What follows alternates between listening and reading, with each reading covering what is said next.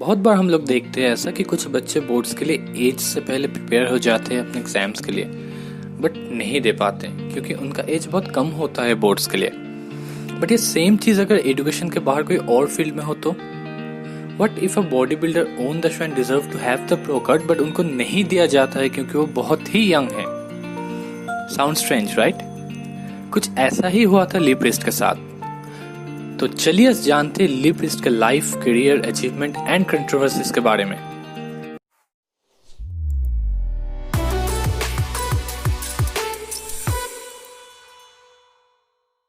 ली priest का जन्म हुआ था 6 जुलाई 1972 न्यूकैसल, ऑस्ट्रेलिया में।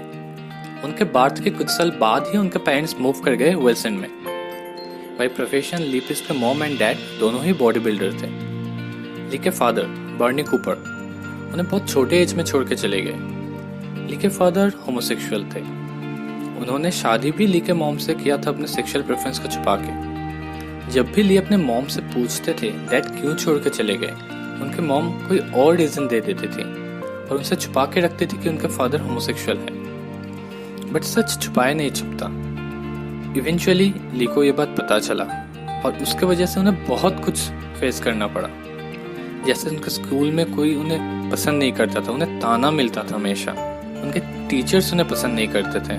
बहुत बार ऐसा होता था ली जब बॉडी शेव करते थे तो उनके क्लासमेट्स उन्हें चिढ़ाना शुरू कर देते थे। वो लोग कहते थे तुम अपने पापा की तरह बन रहे हो क्या? ये सब बात से ली बहुत हर्ट होते थे।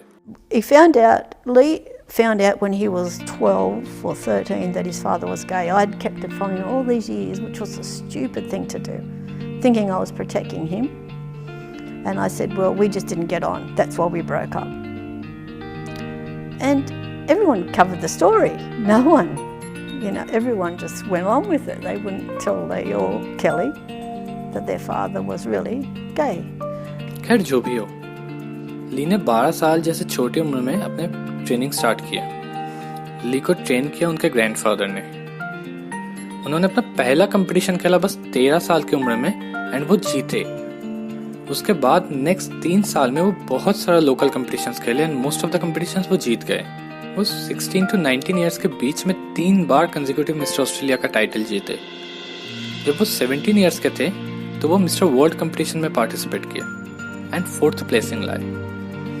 19 ईयर्स की उम्र में जब वो मिस्टर ऑस्ट्रेलिया का टाइटल जीते तो रूल्स के हिसाब से उसे प्रो कट मिलना चाहिए था, बट उसे नहीं दिया गया बिकॉज वो बहुत यंग थे प्रो कट लेने के लिए।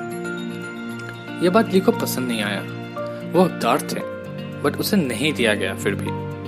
तब वो डिसाइड किया मिस्टर ऑस्ट्रेलिया नहीं, अब वो IFBB के दूसरे एमेचर शोज में कम्पीट करेंगे। नेक्स्ट ईयर एट एज 20 उन्होंने नायग्रा फॉल्स चैंपियनशिप में पार्टिसिपेट किया and he won. Finally Lee Priest को प्रो कार्ड मिला एंड उसी के साथ Priest become one of the youngest man ever to turn IFBB pro at the age of just 20। Lee Priest हमेशा से चाहते थे आयरन मैन प्रो का टाइटल जीतना and he keeps on trying for 10 consecutive years. मतलब आप सोच सकते कितना डेडिकेशन होना चाहिए एक टाइटल के लिए। 10 साल लगे रहे ना।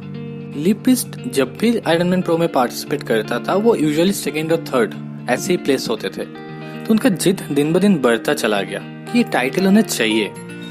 10 साल के मेहनत के बाद finally in 2006 at the age of 34 Lee Priest finally Iron Man pro का टाइटल जीतते हैं।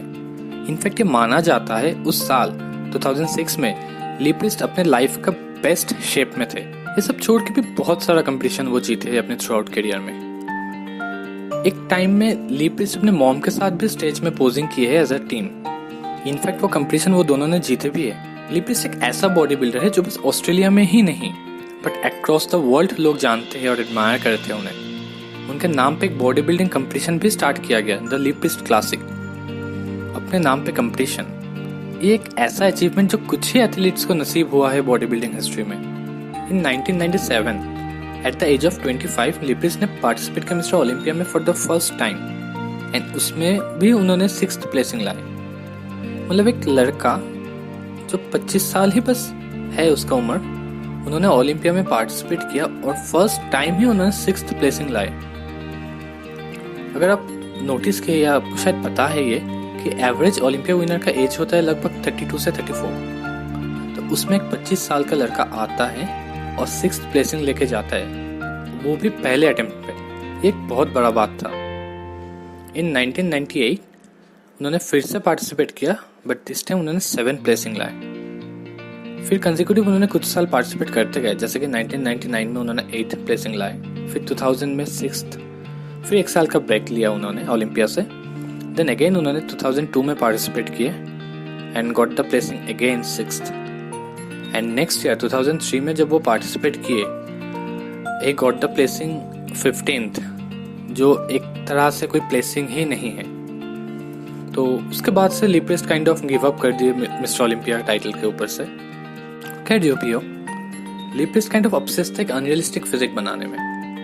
एक इंटरव्यू में जब उनसे पूछा गया आपका लॉन्ग टाइम गोल क्या है, उन्होंने बोला उनको प्रोग्रेसिवली अपना मसल साइज बढ़ाते जाना है। लाइक माइक मेंजर और बॉब पेरिस की तरह वो एस्थेटिज्म पे उतना जोर नहीं देते थे कभी। उन्हें हमेशा से एक फ्रिकिश मॉन्स्टरस फिजिक चाहिए था। इन अ सिंगल वर्ड, उन्हें मास मॉन्स्टर बनना था, एक ऐसा फिजिक जो एकदम अनरियलिस्टिक लगे। ली प्रीस्ट का सबसे अट्रैक्टिव बॉडी पार्ट था उनका आर्म्स एंड फोर आर्म्स। ये दो मसल के लिए वो बहुत जाने जाते थे उस टाइम में। उनका फोर आर्म्स इटसेल्फ कुछ 20-21 इंच का था, जबकि उनका बाइसेप 22 इंच। मतलब समझ पा रहे हैं कि कितना ब्रॉड था उसका उनका फोर आर्म्स एंड बाइसेप। वो बॉडी बिल्डिंग में अपना रोल मॉडल भी मानते थे डोरियन येट्स, पॉल डिलेट, नसेल मैटिको। ये तीनों ही अपने हिस्ट्री में मास मॉन्स्टर रहे हैं। Apart from body building, Lee Priest एक well known car racing enthusiast भी है। ये बात शायद बहुत जन को पता नहीं है कि ली प्रीस्ट एक well recognised car race driver भी है। जब वो 32 इयर्स के थे तब उन्होंने रेसिंग स्टार्ट किया। उनका पैशन था बहुत इसमें। Road racing, drag racing, circle track, ऐसे डिफरेंट कैटेगरीज में वो कम्पीट किए है ना। बहुत सारा टाइटल जीते इनमें भी। उन्होंने सीडा रेसिंग कंपटीशन में भी पार्टिसिपेट किए थे 2006 में एंड रुकी ऑफ द ईयर इन 2005। एक सक्सेसफुल बॉडी बिल्डिंग करियर के लिए जैसे ली प्रीस्ट जाने जाते हैं, वैसे he is quite infamous because of his controversies. वो हमेशा से क्लेम करते वो एक honest and straight forward person है, बट उसी ऑनेस्टी एंड स्ट्रेट फॉरवर्ड बोल के उनका किया गया कुछ एक्शंस और स्पीच बहुत ही कंट्रोवर्शियल रहा है। बहुत जी ने क्वेश्चन भी किया है कि वो एक्चुअली में ऑनेस्ट एंड स्ट्रेट फॉरवर्ड है और it's just a way to get rude. खैर जो भी हो, उनका लाइफ का सबसे बड़ा इंसिडेंट था उनका IFBB प्रो स्टेटस रिवोक कर देना। After 16 years of successful career by being an IFBB pro athlete, IFBB उनका प्रो स्टेटस छीन लेता है। पहली बार वो सस्पेंड हुए थे IFBB के एक राइवल कंपटीशन में पार्टिसिपेट करने के लिए। IFBB प्रो कार्ड ऐसे बहुत सारे टर्म्स एंड क्लॉज के साथ आता है, जिनमें ये क्लियरली मेंशन होता है कि IFBB pro athletes IFBB shows and other IFBB approved shows को छोड़ के किसी और ऑर्गेनाइजेशंस के अंदर कम्पीट नहीं कर सकते हैं। इसके चलते IFBB ने उन्हें 1 साल के लिए सस्पेंड किया। ली को यह बात बिल्कुल पसंद नहीं आया। उन्होंने स्ट्रेट अवे आर्गुमेंट स्टार्ट कर दिया IFBB ऑफिशियल्स के साथ एंड उन लोगों के डिसीजंस के अगेंस्ट वो बोलना स्टार्ट किया। इसके चलते IFBB और भी गुस्सा हो गए एंड उनका सस्पेंशन 1 साल और एक्सटेंड कर दिया। बट ली प्रीस्ट कहाँ चुप बैठने वाले थे। उन्होंने अपने कुछ दोस्त को भी इन्वॉल्व किया to speak up for him and he keeps on demanding constantly कि उनको उनका प्रो कार्ड वापस चाहिए। उनके पास उनका फैन सपोर्ट भी था उस टाइम पे। After a long argument and discussion IFBB finally decision लिया कि ली को उनका प्रो कार्ड वापस देने का। 2008 में उन्हें प्रो कार्ड वापस मिला, बट ठीक उसी के बाद ही उनके हाथ में इंजरी हो गया एंड वो कम्पीट नहीं कर पाए पूरा साल। 2009 एंड 2010 उनका हाथ ठीक तो था, बट वो फिर भी कम्पीट नहीं किए किसी भी शो में। जब IFBB ऑफिशियल्स ने उनसे पूछा तो वो उनको बताए राइट माइंडसेट नहीं है अभी उनका कम्पीट करने के लिए। ये बात IFBB ऑफिशियल्स को बिल्कुल पसंद नहीं आया। एक तो इतना कुछ ड्रामा के बाद IFBB ने ली को फॉरगिव किया और उनको वापस प्रो कार्ड दे दिया, बट उसके बाद भी कम्पीट नहीं कर रहे थे IFBB के शो में। 3 साल से उन्होंने एक भी IFBB शोज में अपीयर नहीं किया। एक प्रोफेशनल शो ऑर्गेनाइज करने में बहुत खर्चा होता है, डेकोरेशन से लेके मार्केटिंग, प्राइज मनी, ऐसा बहुत सारा फाइनेंशियल एक्सपेंसेस होता है। बैंड्स तभी एक शो को स्पॉन्सरशिप देगा जब उस शो में विजिटर्स ज़्यादा होंगे, और विजिटर्स तब आएंगे जब उनके फेवरेट एथलीट्स कम्पीट करेंगे। उस हिसाब से देखा जाए तो लिप्रिस्ट कोई वैल्यू नहीं ला रहे थे आईएफबीबी शोज में पार्टिसिपेट ना करके। जब उनसे प्रो कार्ड ले लिया गया था तब वो उसे वापस पाने के लिए क्या कुछ नहीं कर रहे थे, बट जब उसे वो मिल गया तो वो कम्पीट करना ही बंद कर दिया एकदम से। ये चीज आईएफबीबी को एकदम पसंद नहीं आया। आईएफबीबी फाइनली डिसीजन लिया एंड लिप्रिस्ट को वो लाइफ टाइम के लिए बैन किए एंड तब से वो बैंड ही है आईएफबीबी से।